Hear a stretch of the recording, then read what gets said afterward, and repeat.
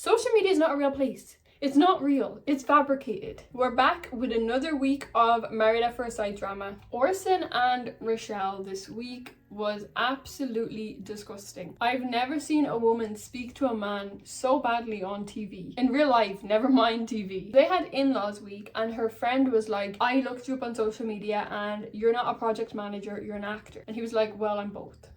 My everyday job is construction. You're not gonna see that on social media. I work a 9 to 5, but if you look me up on social media, you're gonna just think I make YouTube videos, which means I'm a cloud chaser. You know what I mean? Like, he's not an actor. That's something he does in his spare time. You looked him up on social media, so now all you've seen is he is an actor and a model. You're not gonna see that he's a project manager on freaking social media. Social media is not a real place. It's not real. It's fabricated. When Orson and Richelle got back to their personal apartments, she basically went crazy at him. So they had a conversation about it and he was like, why are you still upset about the honeymoons? And she was like, because you're lying. You're an actor. You and the producers made it all up. Basically said him and the producers made a story that he was cheated on to create a big storyline. And she was like, you could have at least included me in the story. I would have helped you make a better storyline. We could have earned more money, but just make sure you give me a cut when you make it. She really believes what she's saying. I don't know if she's telling the truth or not. I'm not inside the production team, but I couldn't imagine producers asked him to pretend he was cheated on 5 years ago. Even if he was cheated on 5 years ago and he wants to express that to his new wife,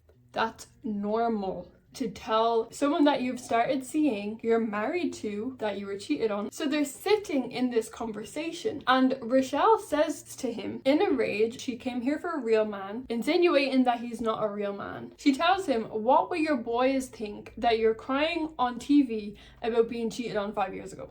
What do you mean what your boys think? Like, what do you mean what will your boys think? We always talk about toxic masculinity. What about toxic femininity? To say what will your boys think that you're crying, number one, crying on TV and crying because you've been cheated on. Which point even makes sense? Because crying period is not something to be ashamed of, man or woman. That was a disgusting comment on her part and she's actually still defending herself on social media. If you're on Richelle's Instagram, she is actually responding to every comment that's left about her and she's not respecting the Married at First Sight rules where you're not supposed to tell people what's happening. So spoiler alert if you don't want to know what's going to happen, because I don't like talking about what's happening after the point that we're already at. I don't like doing spoilers. We need to write it out and see how things unfold. Richelle is on Instagram talking about the man she's with is Pinocchio, he's a liar and a manipulator, so they're obviously not together anymore. But she keeps talking about how her comments were justified because he was lying. How do you know that he is lying? Unless we've not seen something, because a lot is going on off camera. As far as we know, he's not lying about being cheated on. It's very strange. It is very strange. Her behavior is strange and to defend it is also strange. She is also defending it by saying that in the next few episodes, Orson is going to cheat on her. So let's just pause and rewind. She's saying in the next few episodes or the upcoming weeks, Orson is going to cheat on her with one of the other wives. Firstly, she didn't know that was going to happen at the point she said this. So to sit and say, what will your boys say about you crying on TV? And then to defend it by saying, in a couple of weeks, he's going to cheat on me. You cannot see the future, so you didn't know that was going to happen. Therefore, you just said that off your own back. And secondly, he cheats on her in a few weeks. She's treating him like shit. He's not a real man. She told him at the dinner party, you are not the man I want or the man I need.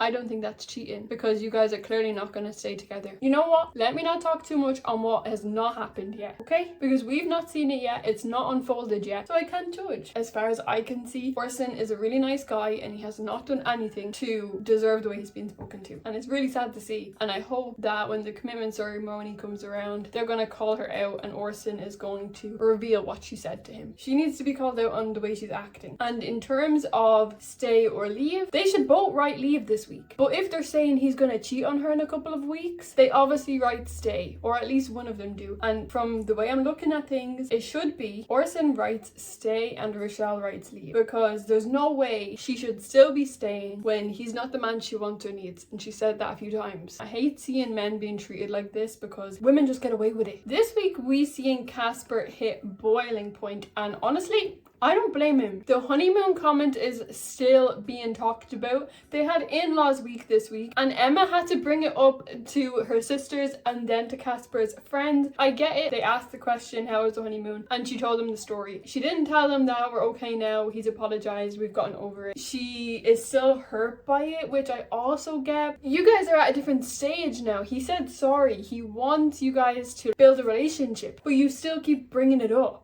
He took the comment back, he took responsibility, accountability, every other word under the sun. He did it all. He did all the right things. He stayed. He could have left. He stayed. He has also said that he's becoming more attracted to her. But at the dinner party, when they were introduced to all of the new couples, the first thing that Emma told Luke was, he doesn't like me. He likes smaller girls. You could see in Casper's face, he is so done with the bullshit because it's like, it's not all about me. You also need to change. They had the question asking Casper, what does he need for Emma for things to move forward? And he told her, like, I really liked the way you were around your family. You weren't a show person, you were more emotional. And she was like, yeah, I'm not like that. That's not who I am. I'm never going to be that, so this is never going to work. You could see for Casper, it felt like a kick in the teeth. He was like, I'm doing everything I can. It's not all my fault. She also needs to change. As I've been telling you guys since the beginning, this relationship is not going to work and they're wasting each other's time. They need to write leave. I can almost bet money on it. They're not going to write leave this week. At least one of them is still going to write stay. I have a suspicion Casper will write leave,